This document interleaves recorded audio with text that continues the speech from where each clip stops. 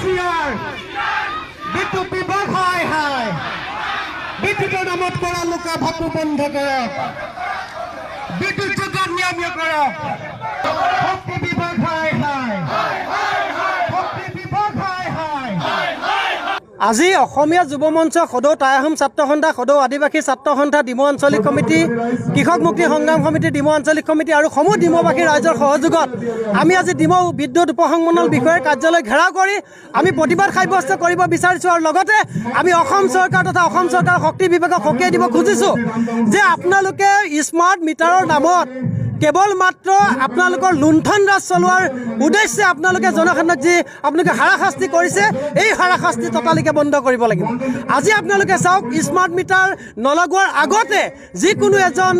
আচলতে ব্যক্তিৰ যেতিয়া বিদ্যুতৰ বিল 500 টকা উদাহৰণস্বৰূপে তেওঁলোকে বহন কৰিছিল আজি কিন্তু স্মাৰ্ট মিটাৰ লগোৱাৰ পিছত তেওঁলোকে 1000 টকাৰ পৰা 1200-1500 টকা পৰ্যন্ত ভৰিব লগা হৈছে আৰু ইয়াৰ সমান্তৰালকৈ অসমত যিহেতু আপোনালোকে জানে নিবনুৱা সংখ্যা যথেষ্ট বেছি যিসকল নিবনুৱা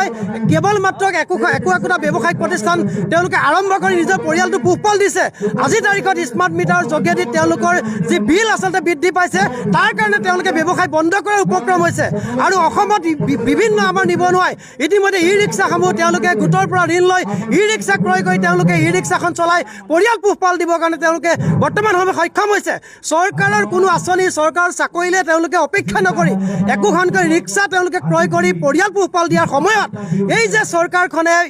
স্মাৰ্ট মিটাৰ লগোৱাৰ যি ব্যৱস্থা কৰিলে এই স্মাৰ্ট মিটাৰ লগোৱাৰ ব্যৱস্থাটোৰ জৰিয়তে কেৱল মাত্ৰ সাধাৰণ জনতাক লুণ্ঠন চলাইছে এইটো স্পষ্ট কথা আৰু আমাৰ সমগ্ৰ অসমবাসী ৰাইজ বা আমি সকলোৱে জানো যি সময়ত অত্যাৱশ্যকীয় সামগ্ৰী পেট্ৰলজাত সামগ্ৰী জীৱনদায়িনী ঔষধৰ অত্যাধিক মূল্য বৃদ্ধিয়ে জনসাধাৰণক কুঙা কৰি পেলোৱাৰ সময়তে পুনৰ তেওঁলোকে বিদ্যুতৰ মাচুল বৃদ্ধি কৰি পুনৰ স্মাৰ্ট মিটাৰৰ নামত তেওঁলোকে সৰ্বসাধাৰণ ৰাইজক যি ধৰণে পুনৰ ৰাং টাঙোন দিবৰ কাৰণে চেষ্টা কৰিছে এই কিন্তু কাৰ্যৰ জৰিয়তে আমি এটা কথা স্পষ্ট কৰি দিব বিচাৰিছোঁ যে যিখন চৰকাৰে জাতি মাটি ভেটিৰ কথা কয় সেই জাতি মাটি ভেটিৰ কথা কোৱা চৰকাৰখনে শেহতীয়াকৈ অত্যাৱশ্যকীয় সামগ্ৰীৰ লগতে বিদ্যুতৰ মাচুল বৃদ্ধি কৰি পুনৰবাৰ আমাৰ জনসাধাৰণক হাৰাশাস্তিৰ সন্মুখীন কৰিছে গতিকে আমি শক্তি বিভাগক এই স্মাৰ্ট মিটাৰ ব্যৱস্থাটো সম্পূৰ্ণৰূপে উৎখাত কৰি দিবৰ কাৰণে আমি আহ্বান জনাইছোঁ আজি আমি ডিমৌৰ কেইবাটাও সংগঠনে আমি যৌথভাৱে আজি আমি ডিমৌস্থিত যিটো শক্তি বিভাগৰ যি উপসংমণ্ডল কাৰ্যালয় আছে কাৰ্যালয়টো আমি ঘেৰাও আজি কৰিছোঁ আৰু আজি ঘেৰাও কৰি পেলাই আমি এটা কথা খুব স্পষ্টভাৱে জনাব বিচাৰিছোঁ যে এই যিখন বিজেপি চৰকাৰ এই চৰকাৰখন যে বনিয়াৰ চৰকাৰ এইখন যে এখন কৰ্পৰেট চৰকাৰ সেই কথাটো ইতিমধ্যে প্ৰতিপন্ন হৈ গৈছে কাৰণ আমাৰ যিসকল থলুৱা জনসাধাৰণ আছে এই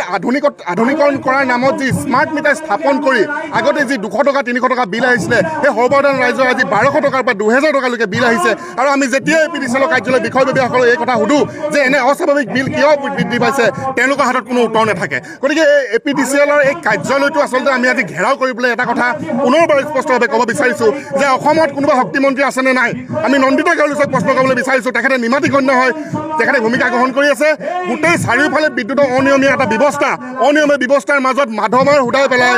2000, 3000, 7000লৈকে বিল আহিছে আমি ক'ৰ পৰা দিম এই বিলসমূহ মুখ্যমন্ত্ৰী হিমন্ত বিশ্ব শৰ্মাক আমি প্ৰশ্ন কৰিবলৈ বিচাৰিছোঁ তেখেতে কালি টিভি চেনেলত এটা কৈছে যে স্মাৰ্ট মিটাৰ লগোৱাৰ পিছত বিল হেনো কম আহিছে আমি তেখেতক প্ৰশ্ন কৰিবলৈ বিচাৰিছোঁ তেখেতে কোনোবা দিনা নিজৰ বিল দি পাইছে নেকি আপুনি আজি আহি পেলাই দুখীয়া ৰাইজৰ কাষত আহি পেলাই এবাৰ চাওকহি যে কেনেকৈ মানুহে সন্ধিয়া সময়ত আমি আলহী আহিলে আমি লাইট জ্বলাওঁ আজি তাৰিখত আমি লাইটবোৰ অফ কৰি দিবলগীয়া হৈছে লাইট অফ কৰি পেলাই আমি বিল বচাবলগীয়া হৈছে বাৰম্বাৰ ৰিচাৰ্জ কৰিবলগীয়া হৈছে আৰু ৰিচাৰ্জ নকৰিলে কাটি দিয়া হৈছে কাৰেণ্ট নথকা কৰি দিয়া হৈছে গতিকে আমি আজি এই কাৰ্যালয় ঘেৰাও কৰি এই